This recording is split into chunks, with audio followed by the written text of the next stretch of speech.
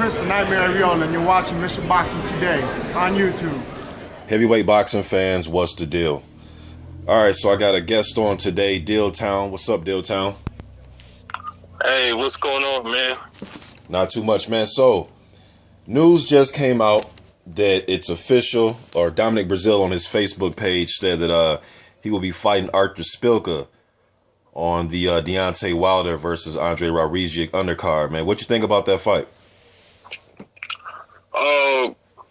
It's a crossroads fight for both fighters. They can't. I think Breazeale needs this win. While Szpilka, every time he gets a momentum going, he always gets back into a fight with a top American prospect or contender, and he loses by knockout or something, and he be winning the fight too.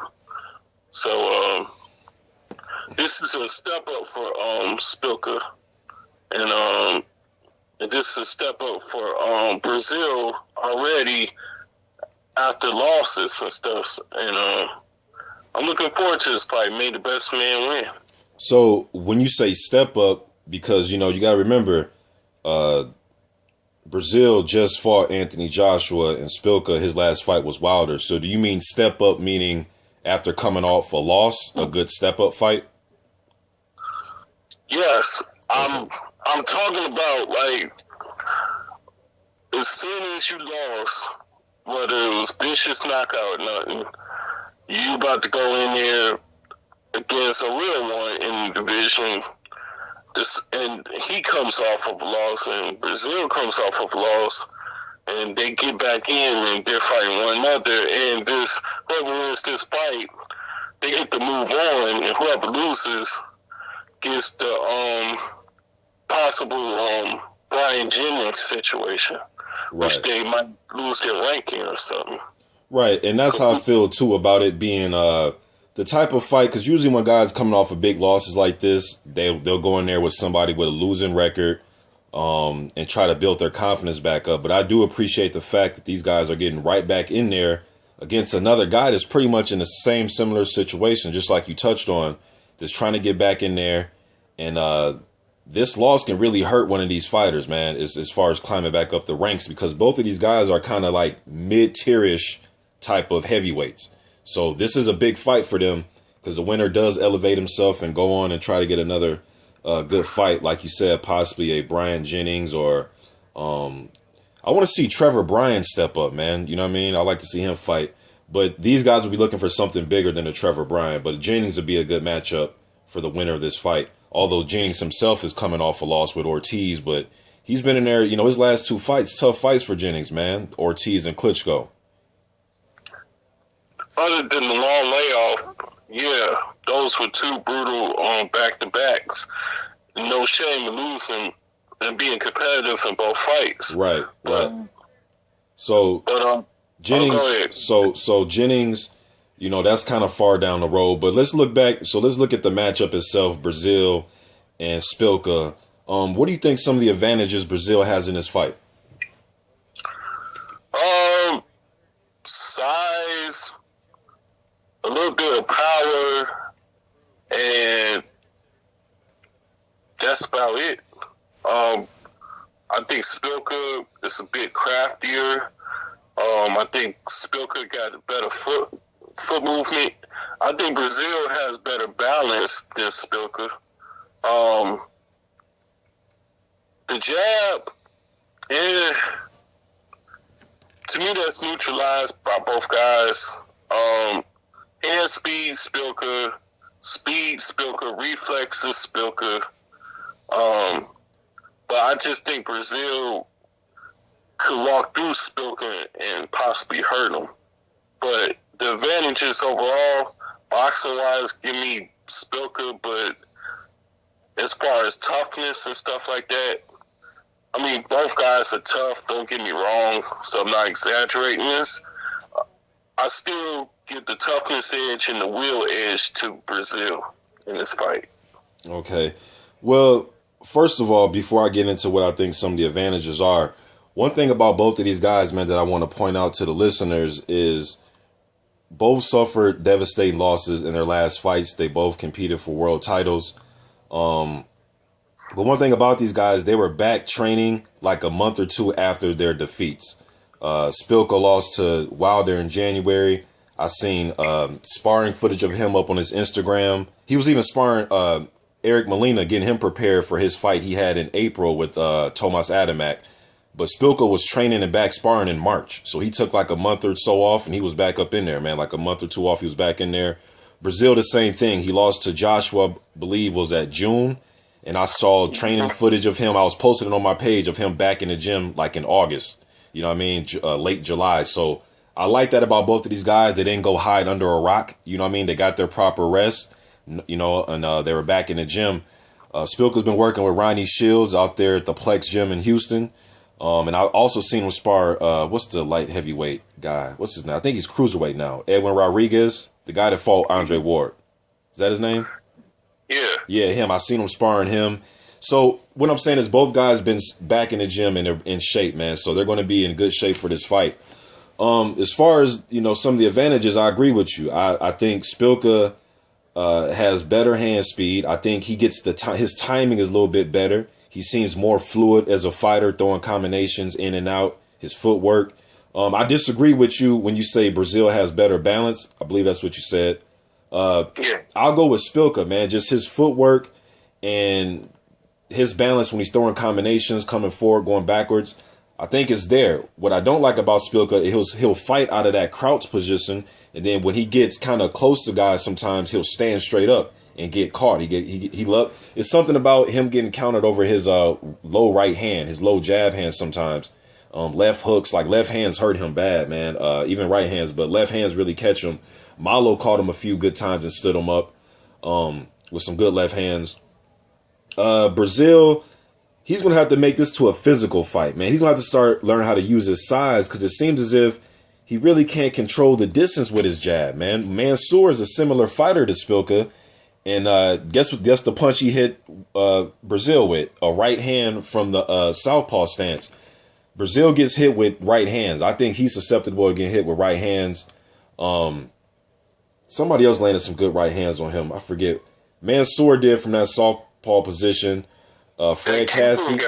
That Cuban guy that was on PBC in the afternoon versus Breazeale. He landed a couple of good right hands on Dominic Breazeale. Consuerga, the Yasmani Consuerga, that guy.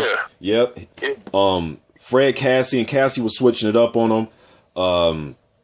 And then obviously Anthony Joshua, you know what I mean? But he gets hit with a lot of good right hands, man. Is, you know, because he's tall and his reflexes aren't as quick, but he's a very physical guy and he has heart. He'll get up. But I think he's going to try to, he needs to try to corner Szpilka, man, to make his legs a non-issue in this fight. Because if he tries to fight Szpilka in the middle of the ring, I see Szpilka just, you know, pot-shotting, hopping in and out with combinations, getting in and out, and circling them all night. He's going to have to Antonio Margarita this fight, man. He's going to have to keep coming, and he's going to have to set it up with the jab. Yep. And get to the body a little bit. And don't telegraph his offense too much.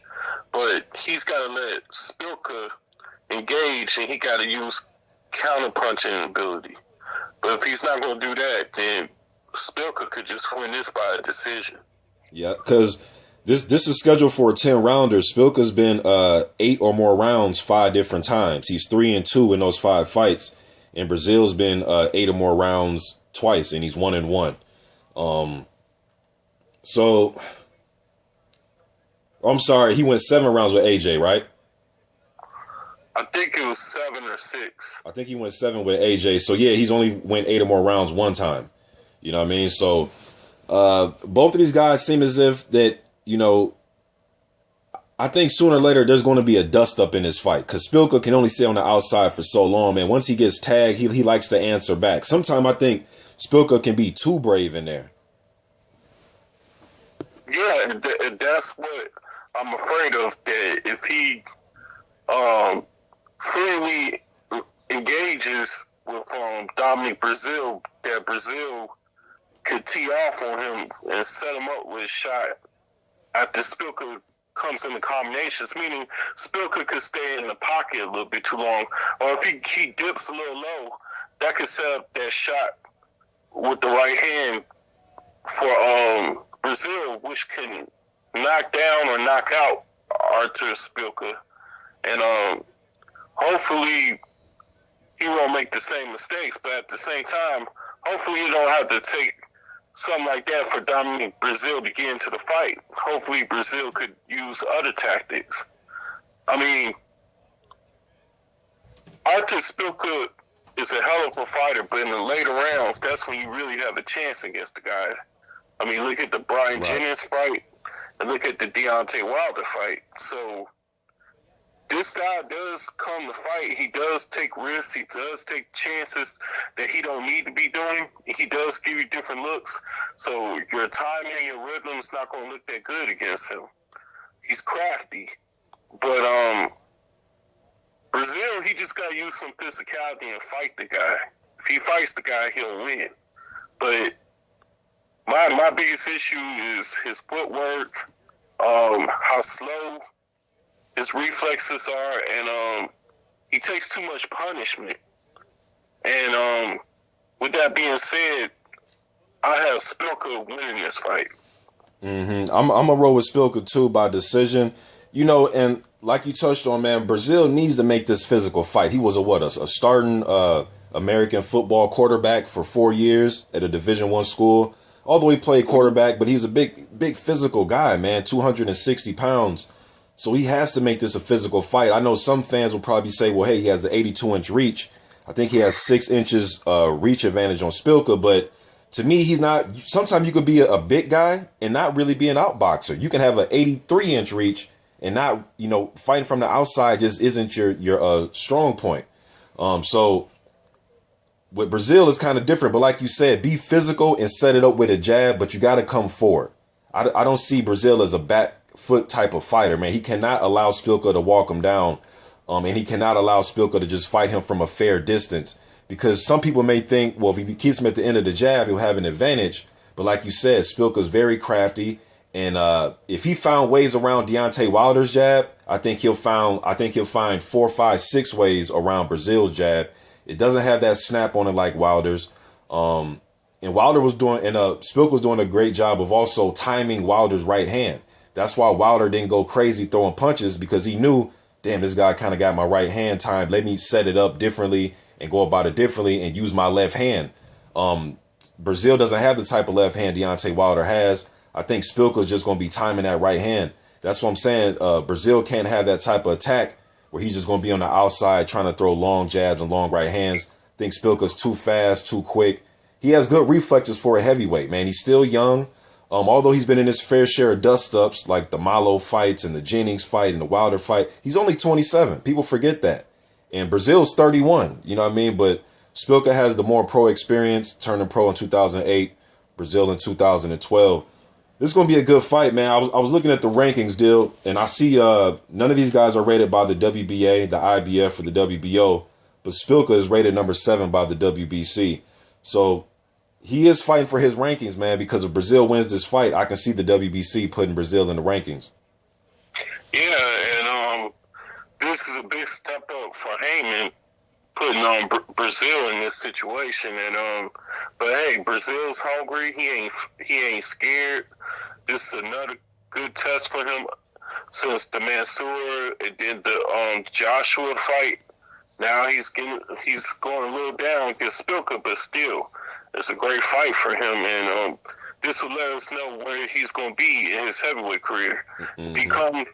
He comes and wins this fight, then he's a lot better than I think he is. And if Szpilka wins this fight, imagine what this does for his confidence, that he finally got a good prospect or champion heavyweight name on his resume. So this is important. This is do or die for both fighters, and I'm going to just sit back and enjoy. Mm-hmm. And then, you know what else I was thinking, man? The loser of this fight, he may go down a level and probably. I was looking at Israel Agano. I see that Al Heyman signed him, so he'll be fighting on PBC soon here. But I can see the loser of this fight probably being in line to fight like an Israel Agano. I think they'll be, I won't say gatekeeper, but they'll be relegated to fighting up and coming guys like a Israel Agano. They'll be like for a prospect. They'll be like a Devin Alexander in the welterweight division, where they're good boxers or good fighters or a good name, but if you can perform well against them, then you'll be in the top 5, top 7 rankings or world contendership, where you right on your way and people feel confident for you to go into the next fight and stuff. So I would love to see Ngannou against one of those guys, especially Szpilka, because Szpilka is not a stationary target. I need to see how Ngannou fights somebody who's not a stationary target. So there's someone in shape. So I would love to see how that goes. And other than that, I mean, I'm rooting for Dominic Breazeale, but I just gotta go with Szpilka. And this is kill or be killed for both guys in their careers. So we shall see. May the better man win. Yeah, man, you got one guy, Szpilka, who can, and when I say he's too brave sometimes, it's just sometimes he does unnecessary things in there, like in the Malo fight, and even in the Wilder fight when he was trying to show Wilder that you're not hurting me and, trying to taunt Wilder. I think he should have just stayed focused on what he was doing, man, and maybe it could have went to the cards, because I know a lot of people don't want to hear this, especially the Wilder fans, but I'm gonna stay consistent. I said this in my post-fight video, and I believe you scored the fight the same way. A few guys scored it exactly the same way me and you did, which was 4-3-1 Szpilka going into the 9th. And it wasn't so much that he was whooping on Deontay Wilder. I just thought they were doing a lot of posturing and feigning and jabbing each other one at a time, and it seems as if Szpilka was getting the better of the action. And then, Wilder has the equalizer, the right hand, and he got Szpilka out of there. You know what I mean? But those first 8 rounds, though, man, were fought competitively, and I edged it towards Szpilka. But he's a guy, like I said, can be too brave sometimes, and then you're fighting against somebody that has a dogged attitude like Breazeale. Technique-wise, he's a little loose, he's a little leaky.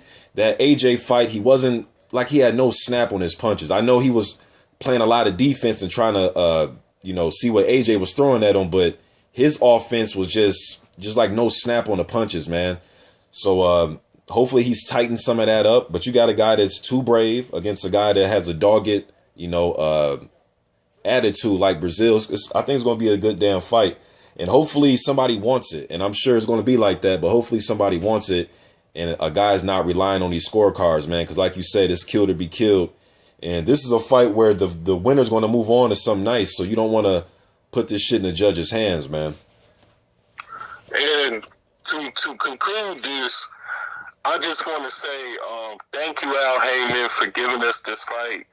And thank you, Heavyweight World, that we're going to see 2 guys who are not going to disappoint us.